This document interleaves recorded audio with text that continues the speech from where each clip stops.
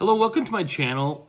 How would you like to draw caricatures? How would you like to be able to learn how to exaggerate? So that's what caricatures is. That's what, in my opinion, that's what drawing caricatures is it's knowing how to exaggerate. And in this video, I'm going to show you 3 things that I have used in my caricaturing experience that have made doing caricatures a lot easier. So they're just 3 habits.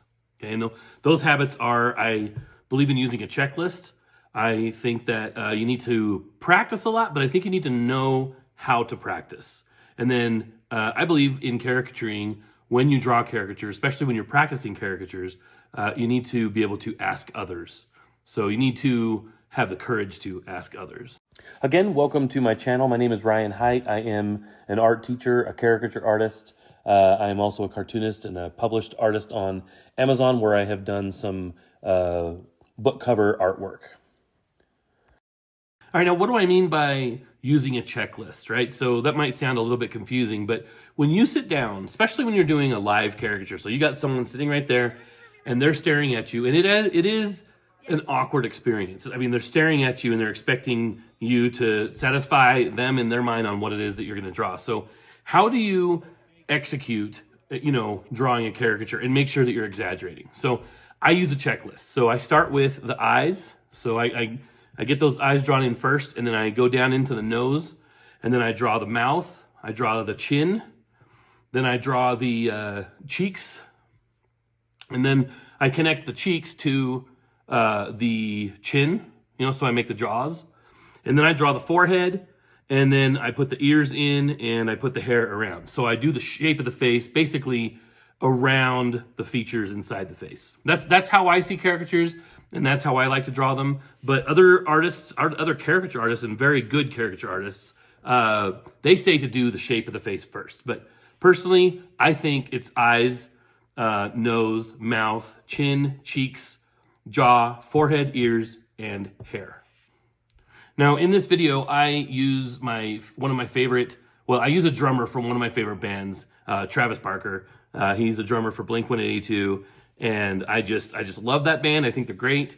But I drew him a long time ago, and I thought, I'd like to just draw him again, and I probably will do even another one, because his whole body is covered in tattoos. So you get to draw a caricature and then art on top of the caricature, which is just kind of like an artist's dream. But I use Travis Barker to show you how to exaggerate, and then I also use Travis Barker. Well, as I'm drawing Travis Barker, I'm going to show you how to use this checklist.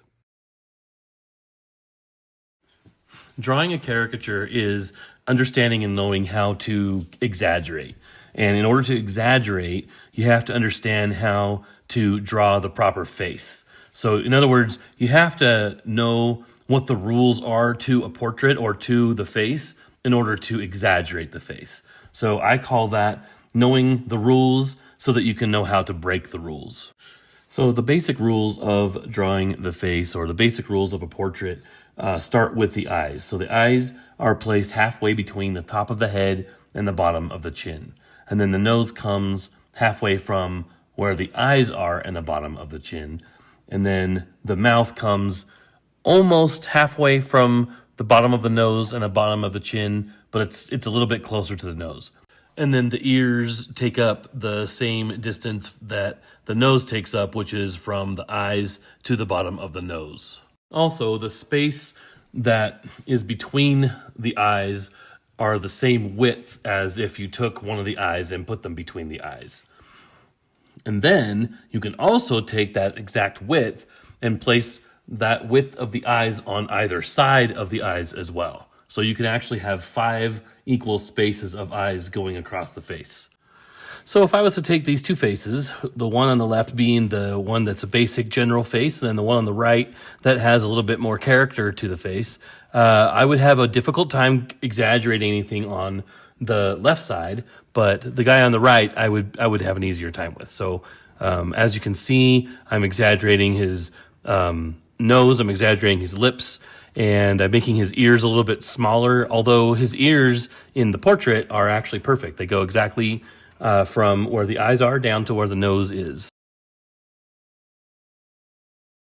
Okay, and then number 2 is knowing what to practice. So knowing what to practice is simply doing the checklist, like practicing over and over again the checklist mentioned before. So starting with the eyes, going into the nose, then the mouth, and so forth. So that's what to practice.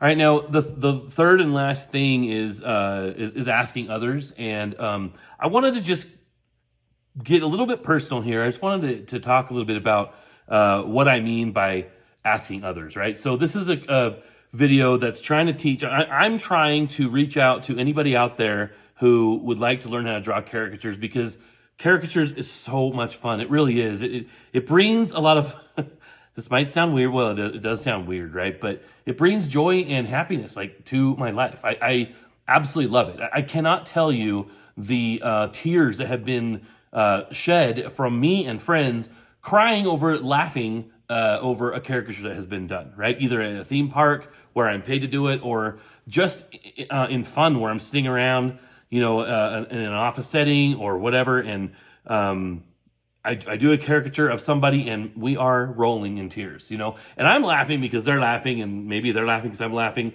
but we're definitely laughing at the caricature because sometimes they turn out really funny, and it's a really fun thing to do. So my point in asking others, and the reason that I put that there is because there was a time in my life where I thought I was good. I thought I was a good artist. I thought I was a good caricature artist, but I wasn't sure if other people could see that, or if other people agreed, right? Because I would get a reaction. I would draw somebody, and I would say, "Hey, look, I drew you," and then from that drawing, I would get this reaction back from them where they're like, "That doesn't look anything like me," And sometimes I would actually get tears of sadness, right? Like I would actually get people who were upset, at. Sometimes I would actually hurt feelings really bad, which is, why I actually, as a little side disclaimer, usually I say to somebody, "Hey, is it okay if I draw you?" And then, "Are you sure? Because if I draw you, it's probably gonna be making fun of features that you don't like about yourself. I'm gonna blow those up on the page, Anyway, if I get a 3 or 4, yeah, it's okay, then I'll go for it. But sometimes, I draw somebody and it hurts their feelings. But I'm going to say that my feelings used to get hurt because I would draw somebody and take it to that person and then say, "Hey, does this look, what I drew you, ha ha ha." And then I would get a whole myriad of reactions. So here's my point. So I worked a job, a very boring job, in cubicles where it was kind of a hard time in my life. I was making really good money in sales, but good and gracious, it was a very boring job. And, all I had was a cubicle to look at. So I started drawing again after not drawing for years and years and years. And I started drawing the people who were next to me in cubicles. And I would, when I would go on a bathroom break or when I would go somewhere else or whatever, go get this and that, my drawings would just kind of accidentally or inevitably, be on the desk. And then when I came back, I'd have somebody come around the corner and go, "Dude, did you just draw, so-and-so down, a couple cubicles down or whatever?" And I'd be like, "Yeah, I just drew John, And they're like, "Dude, that is so funny." And they start laughing.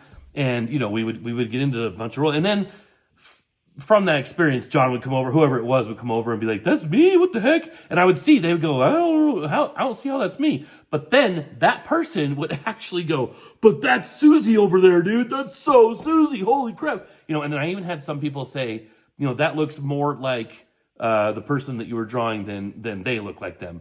And of course, that's one of my favorite compliments. From looking back on it, that's one of my favorite compliments. So that's how I learned how important it is to let others see your artwork and then let them give you feedback. So if it's not instantly recognizable, if I can't just hold that caricature up and say, "Boom, who is this? Oh, it's so-and-so," I haven't really succeeded in the caricature, and in my opinion, and I need to keep practicing. I need to keep going through that checklist, going through the checklist that I mentioned, and just keep practicing. Go to the eyes, go to the nose, go to the mouth, go to practice a whole bunch of different types of eyes, a whole bunch of different types of noses, a whole bunch of different types of mouths, right?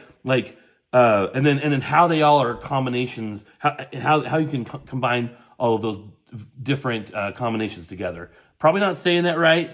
Go ahead and laugh at me. Please put "you're an idiot" or "you're silly," whatever it is, in the comments below. I would love to hear any feedback on this video. I am just getting started. I am just learning how to do this, but I love people and I love the magic that art brings, and I'm trying to, I'm learning how to channel that into videos. But I have to start with the things that I know how to do best, which is caricatures. So definitely go out and ask others. And thank you for making it this far in my video, and I would love to see you in the next one.